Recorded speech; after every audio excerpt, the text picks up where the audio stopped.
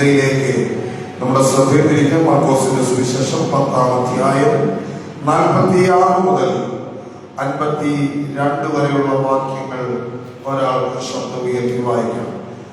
മാർക്കോസിന്റെ സുവിശേഷം 10-ാം അധ്യായം 46 മുതൽ 52 വരെയുള്ള വാക്യം.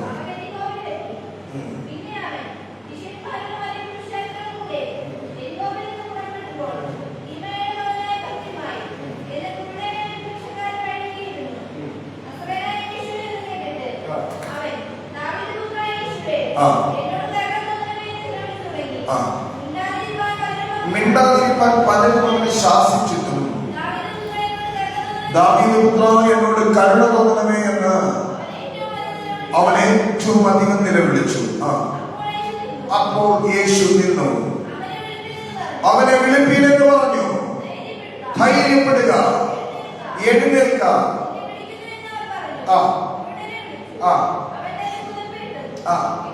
ഇട്ടുകളെ ചാടി എഴുന്നേറ്റു.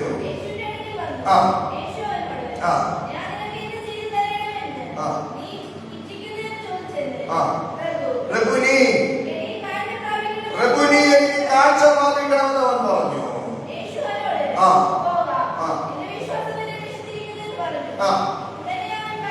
ഉടനെ അവൻ കാഴ്ച പ്രാപിച്ചു. യാത്രയിൽ അവനെ അനുഗമിച്ചു. ഹല്ലേലൂയ. ഈ ഭാഗം ഇതിനൊക്കെ വായിച്ചിട്ടുള്ള ഇതിൽ നിന്ന് പ്രസംഗങ്ങൾ കേട്ടിട്ടുള്ളോ ആരെങ്കിലും? അപ്പോ സ്വതം ഹല്ലേലൂയ. പ്രസംഗിക്കാനും മനസ്സിലാക്കാനും എളുപ്പമാണ്. ശ്രദ്ധിക്കണം. യേശു എരിഹോ എന്ന് പറയുന്ന പട്ടണത്തിലെത്തി. എരിഹോ എന്ന പട്ടണം നമുക്ക് മനസ്സിലാകാൻ വേണ്ടി പറയാം. അമരവിള ചെക്ക് പോസ്റ്റ് കണ്ടിട്ടുണ്ട്. അമരവിള ചെക്ക് പോസ്റ്റ്, പണ്ട് അമരവിളയിൽ ചെക്ക് പോസ്റ്റ് ഉണ്ടായിരുന്നു. ഏത് വണ്ടി വന്നാലും തടഞ്ഞു നിർത്തും, ചെക്ക് ചെയ്തിട്ട് അപ്പുറത്തേക്ക് വിടുള്ളൂ.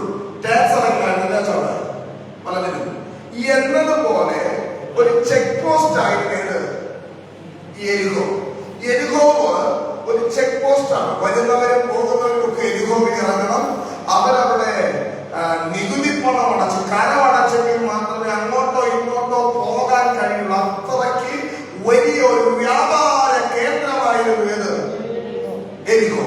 ഈ എരിഹോവിൽ യേശു എരിഹോവിൽ നിന്ന് പുറപ്പെട്ട് മറ്റൊരു യാത്രയിൽ പോവുകയാണ്. അപ്പോൾ നടന്ന ഒരു പ്രധാന സംഭവമാണ് ഇന്ന് രാവിലെ നാം വായിച്ചു കേട്ടത്. ഭിക്ഷക്കാരെ കണ്ടിട്ടുണ്ടോ? ബെറ്ററെ കണ്ടിട്ടുണ്ടോ? ഇല്ല.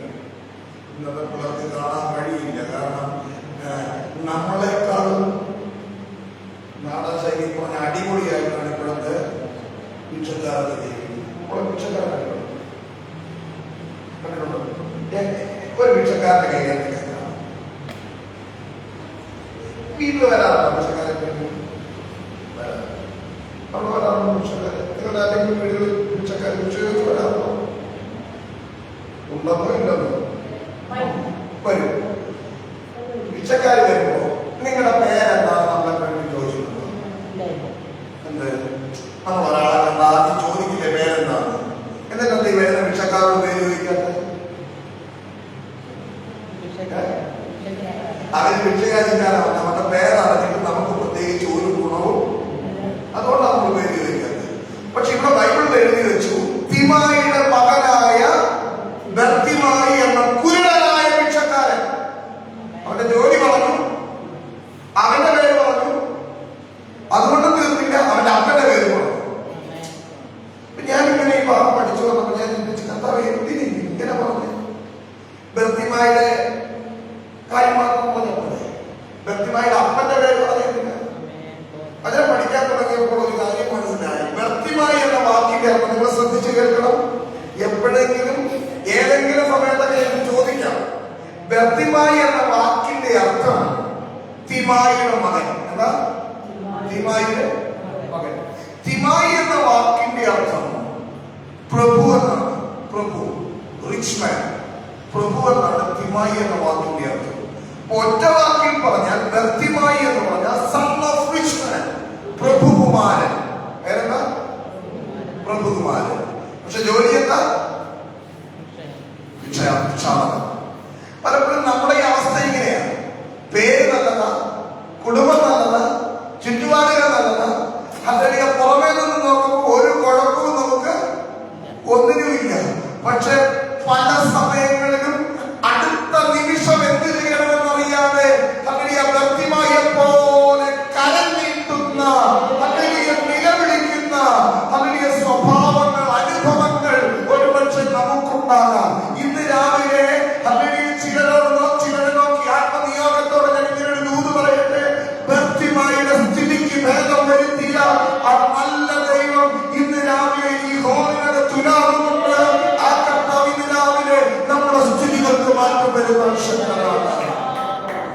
എരിഹോവിൽ നിന്ന് പുറപ്പെടുമ്പോൾ തിമായിയുടെ മകനായ ഭക്തിമായ വഴിയരികിൽ നിന്ന് ഭിക്ഷയാചിക്കുകയാണ്. അവൻ കുരുടനാണ്, അവന് കണ്ണ് കാണാൻ വയ്യ.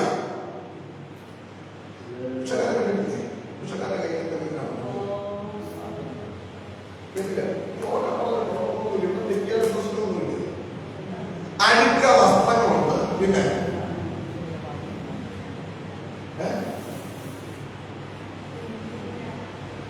ഒരു മുഷിച്ച രീതിയാണ്.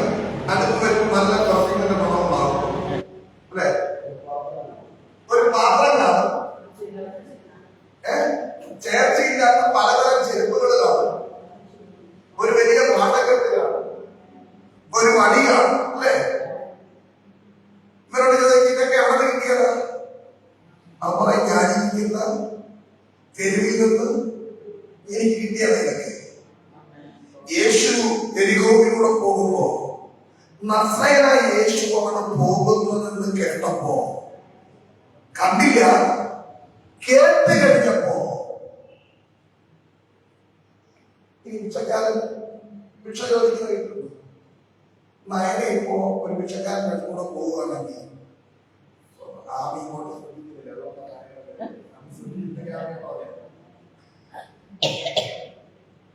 ഭിക്ഷക്കാരൻ്റെ കൂടെ പോവുകയാണെങ്കിൽ 80 വയസ്സുള്ള ഭിക്ഷക്കാരിയാണെങ്കിൽ അവരെന്ത് വിളിച്ചു അമ്മ വല്ലതുണ്ടായോ അല്ലേ?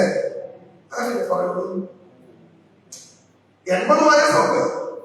അപ്പൊ വല്ലതും തരണേന്ന് മാത്രമല്ല സാധാരണ ഭിക്ഷക്കാരൻ ചെയ്യുന്നത്, നിലവിളിക്കുന്നത്. പക്ഷെ യേശുവാണെന്ന് കേട്ടപ്പോൾ ബദ്ധിമായുടെ നിലവിളിക്കൊരു മാറ്റമുണ്ടായി. ആ നിലവിളി എന്താണെന്നറിയോ? യേശുവേ ദാവീദ് പുത്ര എന്നോട് കരുണ തോന്നണം. ഇന്ന് രാവിലെ ഇന്നലെ വരെ നിലവിളിച്ച നിലവിളിയല്ല, ഇന്നലെ വരെ കരഞ്ഞ കരച്ചിലല്ല. ഇന്ന് രാവിലെ നീ ആരോടാ പ്രാർത്ഥിക്കുന്നതെന്ന് ഉറപ്പോടെ, ആരോടാ നിലവിളിക്കുന്നതെന്ന് ഉറപ്പോടെ ഉറക്കെ നിലവിളിക്കാൻ തയ്യാറായ ആർക്കു വേണ്ടിയും പ്രവർത്തിക്കാത്ത, ആർക്കു വേണ്ടിയും നീക്കാത്ത ചില സ്ഥാനങ്ങളിൽ നിനക്ക് വേണ്ടി നിന്ന് ഇന്ന് അത്ഭുതം ചെയ്യാത്ത വിശ്വസ്തന കൃത്യമായി നിലവിളിക്കുകയാണ്. ദാവീദ് പുത്ര എന്നോട് കരുണ ഉണ്ടാകണം. യേശുവിനെ കൂടെ പറയുമ്പോഴേക്ക് നടക്കുന്നുണ്ടല്ലോ, അവരോട് ചില മിണ്ടാതിരിക്കണ, ഇവിടെ മിണ്ടാതിരിക്കും. നിന്റെ കരച്ചിൽ കാണാനൊന്നും ഗുരുവിന് നേരമില്ല. നമ്മളൊക്കെ ചില കാര്യങ്ങൾക്ക് വേണ്ടി പ്രാർത്ഥിക്കുമ്പോ ചിലപ്പോ മറ്റുള്ളവർ പറഞ്ഞിരിക്കും, ഓ നീ ഒന്നും പ്രാർത്ഥിച്ചിട്ട് വലിയ കാര്യമൊന്നുമില്ല, നീ എത്ര പ്രാർത്ഥിച്ചാലും ദൈവത്തിനൊന്നും മറുപടി തരില്ല. ആരെന്തോ പറയട്ടെ, കരച്ചിൽ നിർത്തരുത്, പ്രാർത്ഥന നിർത്തരുത്. എനിക്ക് അറിഞ്ഞുകൂടാ അങ്ങനെ നിരുത്സാഹപ്പെടുത്തുന്ന വാക്കുകൾ ആരോടൊക്കെയോ ഈ ദൈവത്തിന്റെ അഭിഷേകങ്ങളിൽ പറയട്ടെ, പ്രാർത്ഥന നിർത്താതെ തുടർമാനം പ്രാർത്ഥിക്കാൻ വേണ്ടി തയ്യാറായ ഭർത്തിമായി കരയാൻ തുടങ്ങി. മിണ്ടാതിരിക്കാൻ പലരോട് ശ്വാസിച്ചു.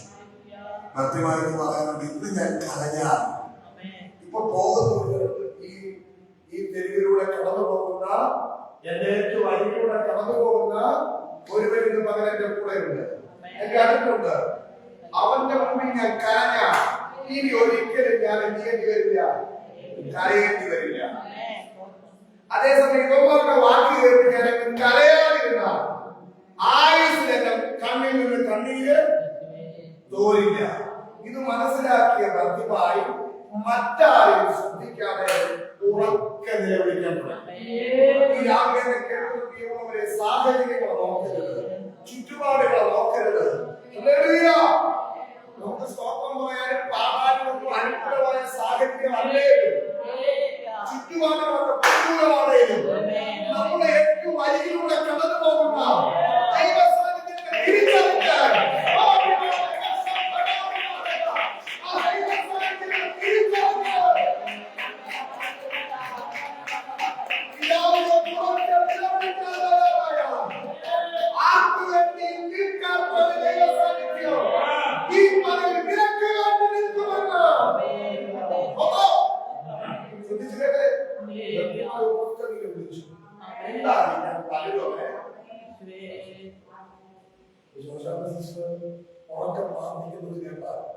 ചിലപ്പോ കൊച്ചുകൾ ഇങ്ങനെയൊന്നും പറയാറുണ്ടോ? ഇല്ല. പറയട്ടോ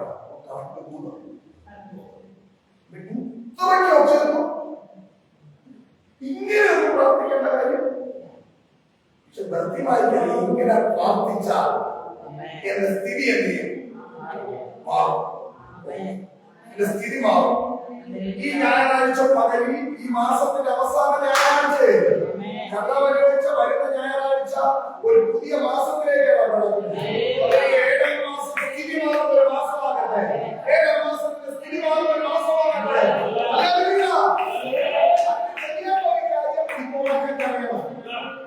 സമയം കിട്ടുമ്പോഴൊക്കെ കരഞ്ഞ് പ്രാർത്ഥിക്കണം. ചിലര് പറയുന്നത് പക്ഷെ കരഞ്ഞ് കരഞ്ഞ് കരഞ്ഞ് കരഞ്ഞ് കരഞ്ഞ് കണ്ണീര് കണ്ണീര്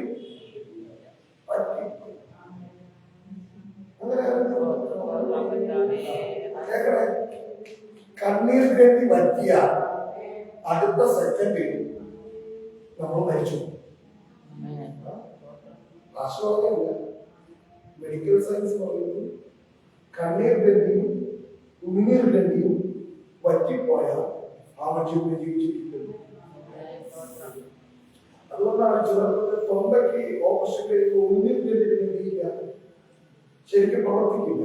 അപ്പൊ ഇടയ്ക്കിടയ്ക്ക് നാവ് നനയ്ക്കാനും തൊണ്ട നനയ്ക്കാനും ഡോക്ടർമാർ പറയാൻ കാരണം ഇത് പറ്റിപ്പോയാൽ അധിക നേരം വേണ്ടിയില്ല, സർവൈവ് ചെയ്ത് പോകാൻ കഴിയില്ല. അതുകൊണ്ട് തന്നെ ദൈവകൃപയാൽ ആരുടെയും കണ്ണീർ ഇതുവരെ പറ്റിയിട്ടില്ല. പക്ഷെ നമ്മൾ തന്നെ തീരുമാനിച്ചു എനിക്കിനി കരയാൻ വയ്യ.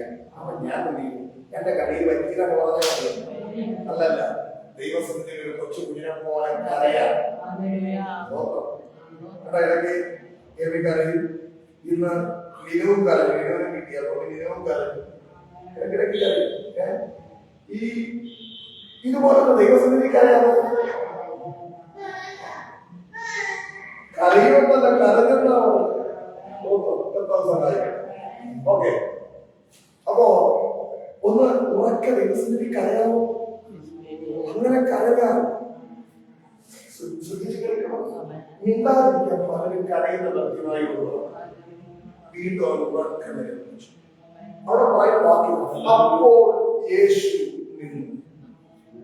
ഈ 12:15 സമയം, 12:20 സമയം തികഞ്ഞ ആത്മാർത്ഥതയോടെ ഞാൻ പറയട്ടെ, നീ കരഞ്ഞാൽ നിനക്ക് വേണ്ടി ആരും നിന്നില്ലെങ്കിലും നിന്റെ നാഥൻ നിനക്ക് വേണ്ടി നിൽക്കും. നാഥൻ നിനക്ക് വേണ്ടി നിൽക്കും. നിന്റെ വീടിനകത്ത് എത്ര തകർന്ന അവസ്ഥയാണ്, നിന്റെ കുടുംബം എത്ര ശോചനീയമായ സ്ഥിതിയാണ്, നിന്റെ പ്രാർത്ഥനാവസ്ഥയിൽ മറുപടി കിട്ടില്ലെന്ന്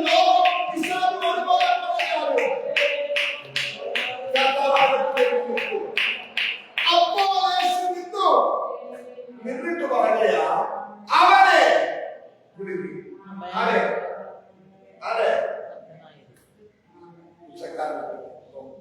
എനിക്കും ഞാൻ പറഞ്ഞ നേരത്തെ പറഞ്ഞത് ഒരുപാട് ടാക്സ് പിരിക്കാൻ വേണ്ടി ആൾക്കാർ എപ്പോഴും വന്നു പോകുന്ന സ്ഥലമുണ്ട്. അവിടെ ഒരുപാട് ഭിക്ഷക്കാർ എപ്പോഴും നിരന്നിരിക്കും. ഞാനാണ് ഭക്തിമായി എന്നിരിക്കട്ടെ. സഹോദരന്മാരെ പറയുന്നത് നിങ്ങൾക്കാർക്കും വിഷമം തോന്നുന്നത് സഹോദരിമാരെ, ഞങ്ങളൊക്കെ ഭിക്ഷക്കാരാണെന്നിരിക്കട്ടെ. ഇത് കഴിഞ്ഞാൽ ഭിക്ഷക്കാരാണെന്ന് വിളിച്ചു കളയും. ഞങ്ങൾ ഇങ്ങനെ ഭിക്ഷക്കാരാണെന്നിരിക്കട്ടെ, ഞങ്ങൾ 4 പേര് ഇങ്ങനെ നിരന്നിരിക്കുക. ആ കൂട്ടത്തിലാണ് യേശു എന്നെ വിളിക്കുന്നത്. ഭക്തിമായെ വിളിച്ചു. അങ്ങനെയാണെങ്കിൽ ഞാനായിരുന്നു ഭക്തിമായുടെ സ്ഥാനത്തേക്ക് പറഞ്ഞത്. അതെ, നസ്രയനായ യേശു എന്നൊരാള് എന്നെ വിളിച്ചിട്ടുണ്ട്. ഞാനൊന്ന് അതുവരെ പോകെ വിടുതൽ പ്രാപിച്ചാൽ ഞാൻ ആ വഴിയായിട്ട് പോകും. ഇല്ലെങ്കിൽ ഈ സ്ഥലം ആർക്കും ഞാനാണെങ്കിൽ അങ്ങനെ പറയുമായിരുന്നു. പക്ഷെ ഭക്തിമായി ചെയ്ത കാര്യം അറിയോ? യേശു വിളിക്കുന്നത് കേട്ടപ്പോ നേരത്തെ പറഞ്ഞ പത്രവും വടിയും താൻ ആ തെരുവിൽ നിന്ന് സമ്പാദിച്ചതെല്ലാം അവിടെ ഇട്ട് കളഞ്ഞ് ഒരു കാര്യം മനസ്സിലായി. എന്നെ വിളിക്കുന്നവൻ എന്റെ സ്ഥിതിക്ക് മാറ്റം വരുത്താൻ കഴിവുള്ളവൻ. ഈ രാവിലെ തിരിച്ചറിയണം, നിന്റെ പേര് വിളിച്ചത്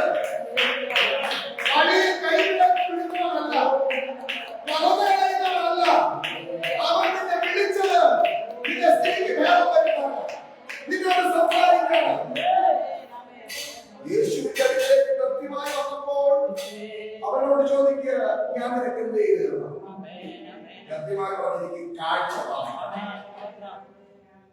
അടുത്ത സെക്കൻഡിൽ കൃത്യമായി കാഴ്ച പ്രാപിച്ചു. രാവിലെ ഒക്കെ നിലവിളിക്കാമോ? നിനക്ക് വേണ്ടി സ്വർഗ്ഗം നിൽക്കുന്നു. രാവിലെയോട് പറയാൻ കർത്താവിനെ ഏൽപ്പിച്ച വചനമാണ്, നിലവിളിക്കുന്നവർക്ക് വേണ്ടി സ്വർഗ്ഗം നിൽക്കും. ഈ ആഴ്ച ദൈവസന്നിധിയിലൊന്ന് ഉറക്കെ കരയാവോ? നിനക്ക് വേണ്ടി സ്വർഗ്ഗം നിൽക്കും. നിന്റെ ശാരീരിക, മാനസിക, ആത്മീയ, സാമ്പത്തിക സ്വർഗ്ഗം നിൽക്കും.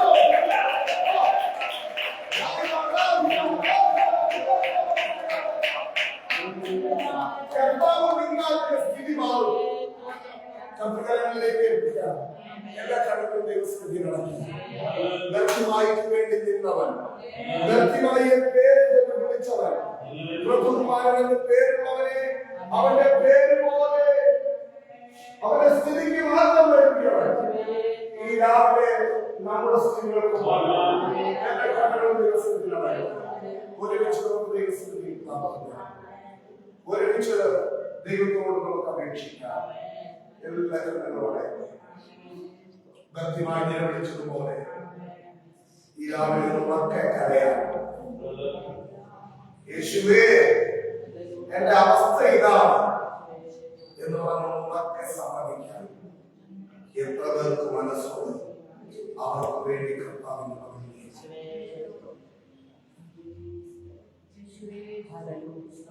വീടിച്ച് ദൈവം വിശ്വസ്തനല്ലോ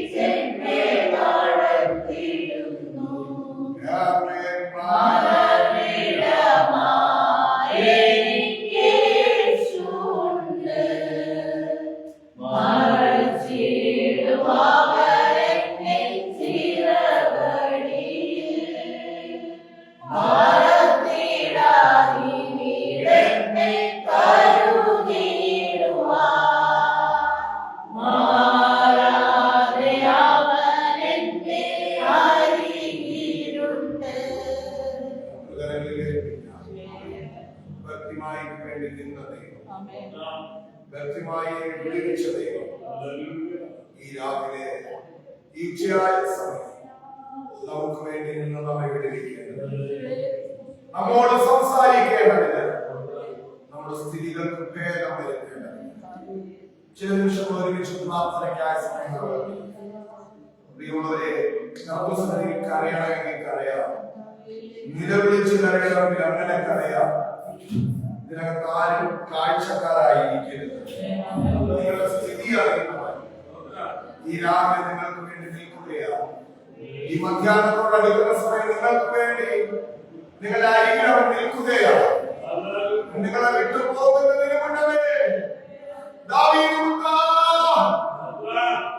എന്നോട് കരുണയുണ്ടാകണമേ വ്യക്തിമായി വിളിച്ചതുപോലെ. അപ്പാ, ഈ ജനത്തിനായി സ്തോത്രം ചെയ്യും. ഈ ജനത്തോട് പറയാൻ അവിടെ തന്ന വചനം ഇന്ന് പകരടിയിൽ പറഞ്ഞപ്പോ എന്റെ വായിൽ നിന്ന് പുറപ്പെടുന്ന എന്റെ വചനം അത് വെറുതെ എന്റെ അടുക്കിലേക്ക് മടങ്ങി വരാതെ ഞാൻ അയച്ച കാര്യം സാധിപ്പിക്കുന്ന വചനമാകയാൽ യേശുവിന്റെ നാമത്തിൽ ഈ ജനത്തിന് വേണ്ടി അവർക്ക് അത്ഭുതം വെളിപ്പെടേണ്ടതിന് പ്രാർത്ഥിക്കുന്നു. അവരുടെ ശാരീരിക, മാനസിക, ആത്മീക, സാമ്പത്തിക മണ്ഡലങ്ങളിൽ അവിടെ നിന്നൊരു അത്ഭുതം ചെയ്യണോ അപ്പ. അവരുടെ ഞെരുക്കങ്ങൾ, ഇല്ലായ്മകൾ, മനസ്സിന്റെ ഭാരങ്ങൾ എല്ലാവരും പോകട്ടെ. ദൈവിക സമാധാനം ഈ ജനത്തെ നാമം ചൊല്ലിയാലും കൃപ കൂടെ ഇരിക്കണം. യേശുവിൻ നാമത്തിൽ തന്നെ. ഒരുമിച്ച് സഹായിക്കുന്നത് ഈ ആഴ്ച നമ്മുടെ ഭവനപ്രാർത്ഥന ആരംഭിക്കുകയാണ്.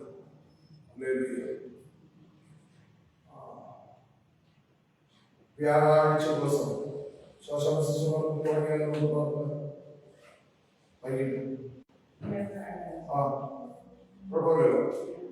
വരുന്ന വ്യാഴാഴ്ച ശ്രദ്ധിച്ച് കേൾക്കണം. വരുന്ന വൈകിട്ട് ശ്വാസമസൗകര്യയുടെ ഭവനത്തിൽ വെച്ച് നമ്മുടെ ഭവന പ്രാർത്ഥനകൾ ആരംഭിക്കുകയാണ്. വ്യാഴാഴ്ച വൈകിട്ട് ശ്വാസമസൗകര്യയുടെ ഭവനത്തിൽ പ്രാർത്ഥന, വെള്ളിയാഴ്ച പകലുള്ള പ്രാർത്ഥന. ഇങ്ങനെയായിരിക്കും ഈ ആഴ്ചയിൽ നമ്മുടെ യോഗം. മറ്റേതെങ്കിലും വീടുകളിൽ പ്രാർത്ഥന വ്യാഴാഴ്ച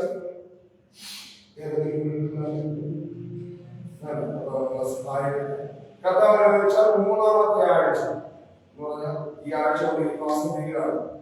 ജൂലൈ മാസം മൂന്നാമത്തെ ആഴ്ച നമ്മൾ 3 ദിവസം ദൈവസന്നിധിയിൽ സഭയായി ഉപവസിക്കും.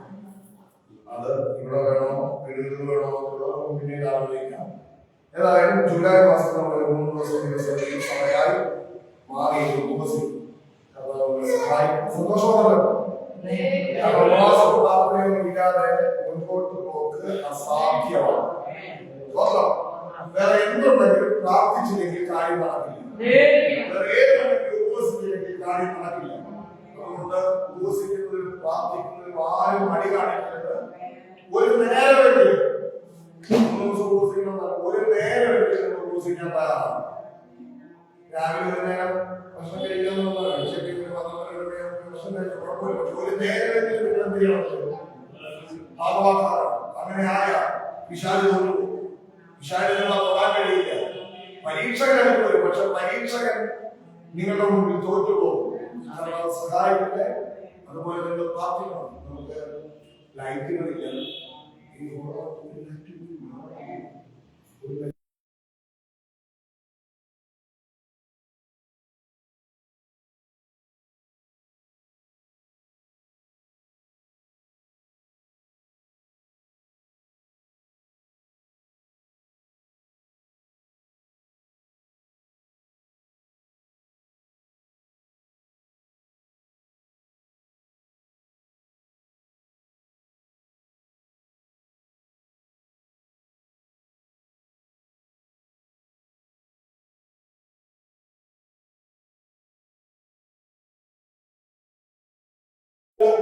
ഒരുമിച്ച് നല്ല കർത്താവേ, വ്യാഴാഴ്ച നടക്കുന്ന ഭവന പ്രാർത്ഥനയ്ക്കായി സ്തോത്രം. എല്ലാ പ്രിയമുള്ളവരെയും കൊണ്ടുവരുവാൻ വെള്ളിയാഴ്ച നടക്കുന്ന ഉപവാസ പ്രാർത്ഥനയ്ക്കായി സ്തോത്രം. കർത്താവേ, ചൊവ്വാഴ്ച മുതൽ ഈ ദേശത്ത് എളിയവർ ഇറങ്ങി പ്രവർത്തിക്കുകയാണ്. അങ്ങയുടെ കരം ഞങ്ങൾക്ക് അനുകൂലമാണ്. ഭവനങ്ങളുടെ വാതിലുകൾ, ജീവിതങ്ങളുടെ ഹൃദയങ്ങൾ യേശുവിന്റെ നാമത്തിൽ തുറക്കപ്പെടട്ടെ. അതിലെ എതിരുകൾ വഴിമാറിക്കൊള്ളട്ടെ. ഈ പകൽ കർത്തൃസന്നിധിയിലായി ഒരിക്കൽ കൂടെ നാമത്തിന്റെ അനുഗ്രഹിച്ചിരിക്കുക. യേശുവിൻ നാമത്തിൽ തന്നെ ദൈവിക സമാധാനം നമ്മോട് സകല വിഷയങ്ങളോടുകൂടെ കർത്താവ് രണ്ടാമത്തെ വരവരയിലേക്ക് വളരട്ടെ. യേശു സ്തുതിക്കാം.